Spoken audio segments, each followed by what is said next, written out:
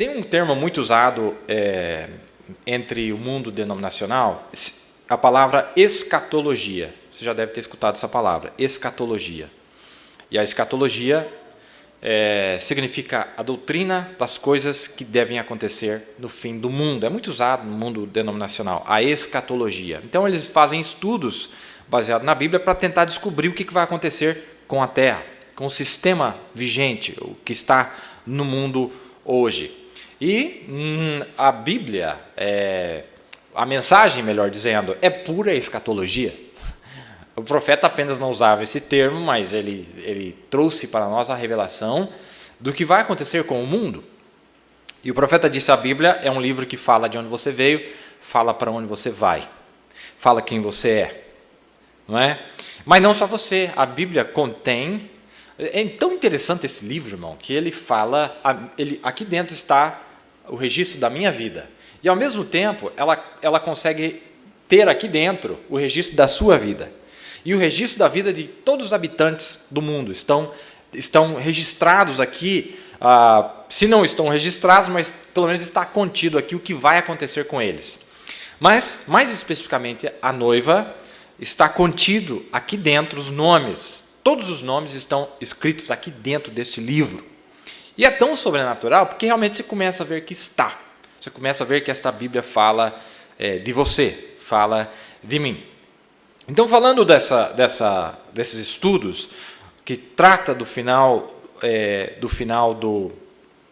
o fim do mundo, né? O que deve acontecer com o fim do mundo, nós aqui temos uma identidade um pouquinho diferente. Deixa eu falar um pouquinho do trabalho que nós fazemos, talvez vai ajudar algumas pessoas. O trabalho que nós fazemos, ele é um trabalho que realmente lida mais com esse tipo de material. Nós tentamos entrar na parte doutrinária, em relação aos eventos do fim do mundo, como vocês têm acompanhado. Quando nós entramos nesse campo, obviamente, que é um campo de muitas linhas, amém? Um pensa de um jeito, o outro pensa de outro jeito. Eu nem estou falando das denominações, estou falando mesmo dentro da mensagem. Tem muitas linhas de pensamento, uns pensam que vai ser assim, outros pensam que vai ser daquela maneira. E, no meu caso, eu não sou um pastor, mas eu entro mais na área de ensino. E quando nós entramos na área de ensino, eu estudei Direito 1 ano e meio, para quem não sabe, estudei Direito 1 ano e meio, e tive que parar, mas eu gostava muito. E eu aprendi muitas coisas boas. E dizendo isso, meus amados, o cosmos vigente, o sistema do mundo vigente, ele é uma cópia mal feita do que Deus tem. Tudo que você vê no mundo hoje, tem lá no reino de Deus. Então, às vezes, para você entender o que Deus tem, você tem que dar uma olhada no que existe hoje. E, às vezes, para entender o que existe hoje, tem que dar uma olhada para o que Deus tem, porque isso aqui é uma perversão do que Deus havia instituído desde o Jardim do Éden. Foi Deus que instituiu juízes, tem que ter juiz, tem que ter advogado, tem que ter promotor. Foi Deus que instituiu, não é? Só que o nosso sistema está podre, está corrompido, está sendo controlado por Satanás, como Jesus disse ali em Mateus 4, né? Ou nós vimos ali em Mateus 4. E quando eu lembro que quando eu estudava Direito, ontem eu conversava com o meu irmão Marcos, e me veio à memória algumas dessas coisas, ele citou para mim também, que ele também está na mesma área, e vocês me permitem fazer essa pequena introdução que vai ajudar vocês a entender algumas coisas. E eu lembro que quando eu estudava Direito, dentro do ensino doutrinário, tinha muitas linhas de pensamento. Então, aí tinha os professores, os mestres que defendiam a linha tal. Aí tinha outros que defendiam a linha tal. Não, porque isso tem que ser interpretado assim. Aí outro dizia, não, isso tem que ser interpretado assim. Mas veja, mesmo eles, o sistema do mundo, irmão, ele só funciona porque eles se respeitam. Eles respeitam seus mestres, eles respeitam seus doutores, eles respeitam os seus, como que diz ali, os seus entendidos do assunto, né? Os sábios naqueles assuntos. E quando nós temos um professor, lá no meio do campo de Direito, ele traz as linhas para os alunos. Mas ele não quer dizer que você tem que seguir a linha dele. Ele apenas ele falou, olha, existe um pensamento de alguns professores que entendem que deveria ser interpretado assim. Aí tem uma linha que diz que deve ser interpretada assim. Não é? Agora, não cabe a ele dizer e forçar com que o operador de direito leve aquilo a cabo, mas ele apenas está apresentando uma linha. Ele apenas apresenta uma linha. E é assim que eles produzem conhecimento e inteligência humana, através desses contrastes entre a linha A e a linha B. Se você só tem uma linha de pensamento, você nunca vai crescer no seu conhecimento, porque não tem contraste, não tem oposição ao seu pensamento. Então, mostra que você vai ficar estagnado, você não cresce no conhecimento. Então, aí o profeta cita que dentro do contexto protestante, da religião protestante, tinha duas linhas, sempre houve duas linhas de pensamento, os calvinistas e os arminianos. Um é um extremista por um lado e o outro é extremista para o outro lado, nas interpretações da palavra. E o profeta disse, olha, na verdade, se você pegar os dois e colocar no centro do caminho, aí você achou a maneira certa. Mas tem muita coisa boa do lado de cá e tem muita coisa boa do lado de cá. Cabe ao operador de direito divino, que é o ministro, a trazer aquilo e convergir aquilo numa linha central. Como Isaías disse que haveria um alto caminho, mas no meio do caminho estaria o caminho da santidade. No meio do caminho, nem muito para a esquerda, nem muito para a direita, não é? Então nós vemos, e aí eu vou trazer isso para dentro do nosso ensino. Aconteceu algumas coisas essa semana e isso me fez pensar muito nisso. Que realmente, o que causa muita confusão nas pessoas, que o trabalho que nós fazemos, principalmente com o programa de terça-feira, nós tentamos apresentar as linhas de pensamento. Nós não estamos dizendo para ninguém executar isso e vamos dizer assim, empregar isso. Não é isso. Apenas estamos lançando linhas de pensamento. Tem uma linha de pensamento que eles dizem que é assim. Todo mundo está dizendo que é assim.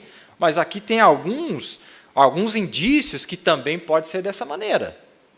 E aí, se a pessoa for um pouco sábia, ela vai prestar atenção, falou, peraí, mas e se realmente for desse jeito aqui? E se tiver um caminho aqui? E se for um pouco mais para a esquerda?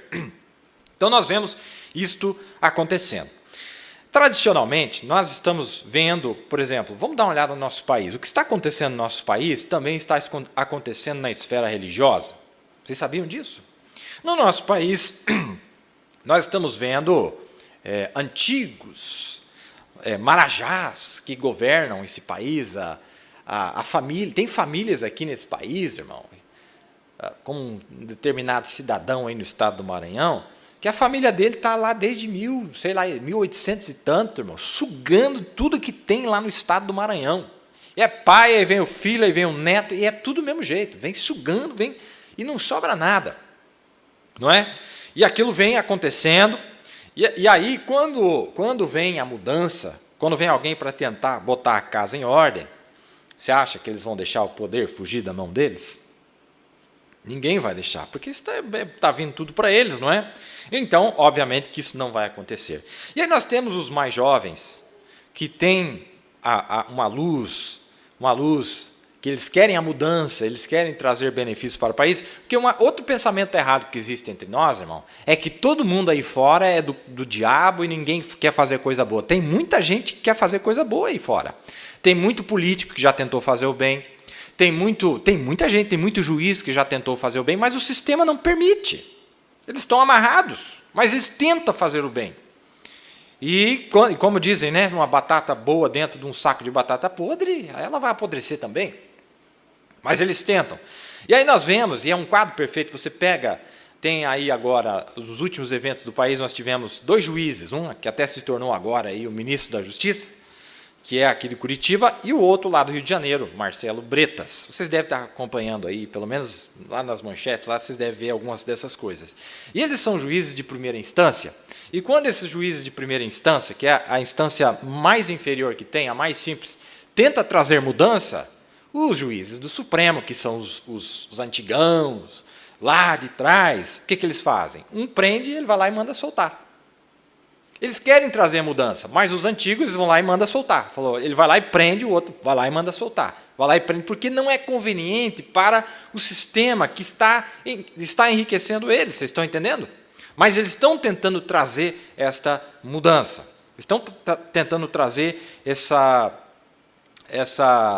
ajudar o povo, não é? Ajudar o povo. E nós vemos que quando Israel saiu do Egito, eu estou fazendo um paralelo aqui, amém? Uma pequena lição na nossa noite. Quando Israel saiu do Egito, antes de Moisés, que era o profeta, o legislador, o homem que traria a lei de Deus, que traria os preceitos de Deus, antes que ele pudesse trazer as leis de Deus, ele estava tentando tirar o povo para fora para entregar para eles a lei de Deus que eles nem tinham, nem existia Bíblia naquela época.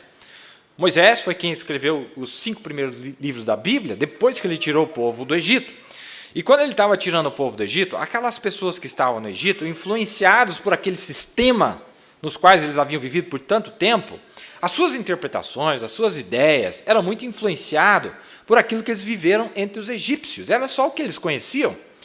E aí, quando Moisés estava tentando trazer para eles a lei real de Deus, os preceitos de Deus, o que aquilo causou? Aquilo causou com que houvesse um choque, um conflito frontal entre aquelas duas forças. E o que Deus fez? Deus falou assim, olha, vocês não vão entrar na Terra Prometida enquanto não morrer o último desses dinossauros aí, não é? Que vem com esses pensamentos, esses líderes, vai ter que morrer todo mundo. Porque com esse pensamento, não tem como, Jesus disse, não tem como colocar remendo novo em roupa velha. Porque você já experimentou fazer isso, irmão? Rasga mais a roupa velha, é pior, não faça isso. Ele disse, não coloque vinhos novos em odres velhos, porque o vinho novo ele fermenta e o couro seco vai ceder, ele vai explodir, não vai funcionar. Então Deus disse, não adianta tentar fazer isso. O que Moisés estava tentando fazer é botar um remendo. Isso se chama reforma. Os reformadores tentaram fazer isso. Olha a confusão que virou. Deus falou, eu não vou fazer reforma, eu vou restaurar aquilo que era antes de apodrecer. Amém? Então, o que Deus está fazendo para nós é trazer um sistema que Deus já tinha intencionado fazê-lo desde antes da fundação do mundo, que o mundo nunca teve esse sistema, não é? E é nesse sistema que eu quero dar uma olhada, um sistema de justiça.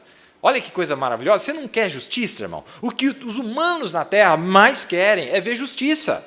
Mesmo os pecadores, os ímpios, eu falo, isso é injusto, é muito roubo. Veja o governador do nosso estado, o Paraná, que vergonha. Que vergonha. Não tem, você vê que essas pessoas, irmão, eles perderam completamente a influência cristã, eles não têm um pingo de temor de Deus. Eles não se interessam se o bebê vai morrer por falta de hospital, se as pessoas vão morrer por falta de atendimento médico, eles não se interessam se tem emprego, se não tem emprego, eles vão tirar tudo o que eles podem. Mostra que isso é de Satanás, isso não vem de Deus. E não é só daqui não, do estado do Paraná, não é? Um grande estado. E outra, um estado, irmão, que diferente dos estados pobres do Brasil, um estado que foi inundado pelas igrejas evangélicas, com pessoas cultas, com pessoas inteligentes, assim como lá também. O Nordeste é menos porque lá o poder católico é muito maior. Eu tive lá, é muito mais forte do que aqui. Aqui a coisa infestou aqui com as igrejas evangélicas. Mas isso mudou alguma coisa? Não mudou nada. Como eu vi um irmão de lá dizer para mim, falou assim, o sul do país, ele tá